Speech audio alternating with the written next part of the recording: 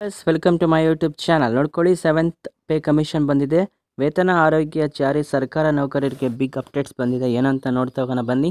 ಅದಕ್ಕಿಂತ ಮುಂಚೆ ಯಾರಾದರೂ ಹೊಸ್ತಾ ನೋಡ್ತಾರೆ ಪ್ಲೀಸ್ ಸಬ್ಸ್ಕ್ರೈಬ್ ಮಾಡ್ಕೊಳ್ಳಿ ಬನ್ನಿ. 7ನೇ ವೇತನ ಆಯೋಗ ಜಾರಿಯಾಗಿದ್ದು ಇದರ ಮೇಲೆ ಮುಷ್ಕರ ಕೈ ಬಿಡದ ಸರ್ಕಾರ ನೌಕರರು ಏನು ಹೇಳ್ತಾ ಇದ್ದಾರೆ ನೋಡೋಣ ಬನ್ನಿ.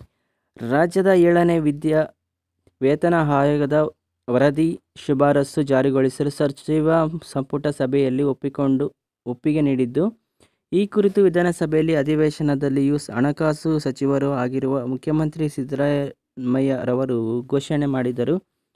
ಹಾಗೆಯೇ ಸರ್ಕಾರವು ಇದೀಗ 7ನೇ ವೇತನ ಆಯೋಗದ ವರದಿ ಶಿಫಾರಸನ್ನು ಆಗಸ್ಟ್ 1ರಿಂದ ಜಾರಿ ತರಲು ನಿರ್ಧರಿಸಿದೆ. ಇದರಿಂದ ಸರ್ಕಾರ ನೌಕರರಿಗೆ ಮೂಲ ವೇತನ ಮತ್ತು ಪಿಂಚಣಿ ಶೇಕಡಾ 88.50ಕ್ಕೆ ಹೆಚ್ಚಳವಾಗಲಿದ್ದು, ಇದಕ್ಕೆ ವಾರ್ಷಿಕ ರು. 20,208 ಕೋಟಿ ಹೆಚ್ಚುವರಿ ವೆಚ್ಚವನ್ನು ಸರ್ಕಾರ ತಿಳಿಸಿದೆ. ಓಕೆನಾ, ಎಲ್ಲ ರೀತಿ ಮಾಹಿತಿ ನೋಡ್ತಾ ಹೋಗೋಣ ಬನ್ನಿ. 7ನೇ ವೇತನ ಆಯೋಗದ ವರದಿ ಜಾರಿಗೆ ಸರ್ಕಾರ ಒಪ್ಪಿಗೆ ನೀಡಿದ್ದರೂ ಸಹ ರಾಜ್ಯದ ಸರ್ಕಾರಿ ನೌಕರರು ಮುಷ್ಕರ ಕರೆಯನ್ನು ವಾಪಸ್ ಪಡೆದಿಲ್ಲ. ಅಂದರೆ ಸ್ಟ್ರೈಕ್ ಮಾಡ್ತಿದ್ರಂತೆ. ಓಕೆನಾ, ಸರ್ಕಾರದ ವಿರುದ್ಧ ನಿರಂತರವಾಗಿ ಹೋರಾಟ, ಪ್ರತಿಭಟನೆ ಹಾಗೂ ಮುಷ್ಕರ ನಡೆಯುತ್ತಿದೆ. ಇದರ ಬಗ್ಗೆ ಪೂರ್ಣ ಮಾಹಿತಿ ತಿಳಿದುಕೊಳ್ಳೋಣ ಬನ್ನಿ. ರಾಜ್ಯದ 7ನೇ ವೇತನ ಆಯೋಗದ ಬಗ್ಗೆ ಪ್ರಕಟಣೆ ನೋಡ್ಕೊಳ್ಳಿ. ರಾಜ್ಯದ ಸರ್ಕಾರಿ ನೌಕರರ ವೇತನ ಮುಷ್ಕರಕ್ಕೆ ರಾಜ್ಯದ 7ನೇ ವೇತನ ಆಯೋಗವು ಮಾಡಿದ್ದ ಶಿಫಾರಸನ್ನು ವರದಿಯನ್ನು ಜಾರಿಗೊಳಿಸಲು ರಾಜ್ಯ ಸರ್ಕಾರ ಸಂಪುಟದಲ್ಲಿ ಅನುಮೋದನೆ ಎಂದು ವಿಷಯವನ್ನು ಪ್ರಕಟಣೆ ಒಳಗೊಂಡಿದೆ. ವೇತನ ನಿಗದಿತ ದಿನಾಂಕ ನೋಡ್ಕೊಳ್ಳಿ. ರಾಜ್ಯ ಸರ್ಕಾರ ನೌಕರರಿಗೆ ದಿನಾಂಕ 1/7/2020ರಿಂದ ಕಾಲ್ಪನಿಕವಾಗಿ ವೇತನ ನಿಗದಿ ದಿನಾಂಕ 1/8/2024ರಿಂದ ಅಧಿಕೃತ ಸೌಲಭ್ಯವನ್ನು ನೀಡಲು ಹಾಗೂ ವೇತನ ಆಯೋಗದ ಶಿಫಾರಸು ಮಾಡಿದ ಶೇಕಡಾ 27.50 ವೇತನ ನಿಗದಿ ಸಚಿವ ಸಂಪುಟದಲ್ಲಿ ಅನುಮೋದನೆ ನೀಡಿದ್ದಾರೆ. ಈ ಮಾಹಿತಿ ತಿಳಿದು ಬಂದಿದೆ. ನೋಡ್ಕೊಳ್ಳಿ, ಸರ್ಕಾರ ನೌಕರರಿಗೆ ಪ್ರಮುಖ ಬೇಡಿಕೆಗಳು, ಡಿಮ್ಯಾಂಡ್ಸ್ ಏನಂತ ನೋಡ್ಕೊಳ್ಳಿ.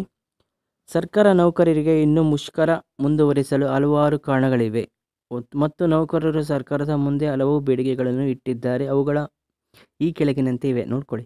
ರಾಜ್ಯ 7ನೇ ವೇತನ ಆಯೋಗವು ಸರ್ಕಾರಕ್ಕೆ ಸಲ್ಲಿಸುವ ವರದಿ ಆಯುಕ್ತವಾಗಿ ಅನುಷ್ಠಾನಗೊಳಿಸಲು ಆದೇಶ ಹೊರಡಿಸಬೇಕು.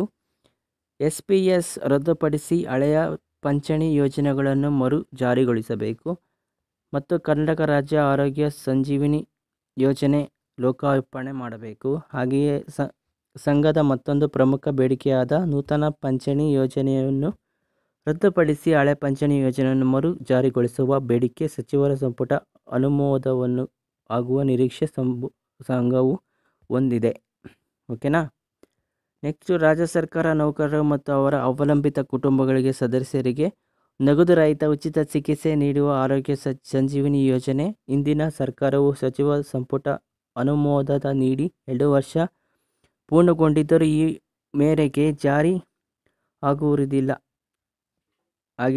ಸಂಘದ ಪ್ರಮುಖ ಬೇಡಿಕೆಗಳನ್ನು ಸಚಿವ ಸಂಪುಟ ಅನುಮೋದನೆ ಹೊರತಾಗಿಯೂ 3 ಬೇಡಿಕೆಗಳಿಗೆ ಸಂಬಂಧಿಸಿ ಸರ್ಕಾರವು ಕೂಡಲೇ ಆದೇಶ ಹೊರಡಿಸಿ ಜಾರಿಗೊಳಿಸುವ ನಿರೀಕ್ಷೆ ಸಂಘವು ಹೊಂದಿದೆ.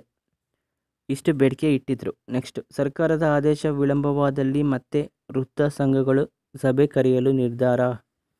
ಒಂದು ವೇಳೆ ಸರ್ಕಾರ ಆದೇಶ ಹೊರಡಿಸಲು ವಿಳಂಬ ಮಾಡಿದಲ್ಲಿ ಸರ್ಕಾರ ಕಾರ್ಯಕಾರಿ ಸಮಿತಿ ನಿರ್ವಹಣೆಯಿಂದ ಹೋರಾಟದ 2ನೇ ಹಂತವನ್ನು ಭಾಗವಾಗಿ ದಿನಾಂಕ 23/7/2024ರಂದು ರಾಜ್ಯ ಎಲ್ಲ ಇಲಾಖೆಗಳಿಂದ, ನಿಗಮ ಮಂಡಳಿ, ಪ್ರಾಧಿಕಾರ, ವಿಶ್ವವಿದ್ಯಾಲಯ, ಸ್ಥಳೀಯ ಸಂಸ್ಥೆ ಇಂದ ಎಲ್ಲನೂ ಕೂಡ ಇನ್ನು ಪ್ರತಿಭಟನೆ ಜಾಸ್ತಿ ಮಾಡ್ತಾರೆ ಅಂತ ಹೇಳ್ತಾ ಇದ್ದಾರೆ. ಓಕೆನಾ, ಇಷ್ಟು ವಿಡಿಯೋ ಇದರಲ್ಲಿರೋದು. ಇದೇ ರೀತಿ ನೋಡ್ತಾ ಇರಿ. ವಿಡಿಯೋನ ಸಾಕಷ್ಟು ಜನಕ್ಕೆ ಶೇರ್ ಮಾಡಿ ಇದೇ ರೀತಿ ನೋಡ್ತಾರೆ. Thank for watching this video. Take care, bye.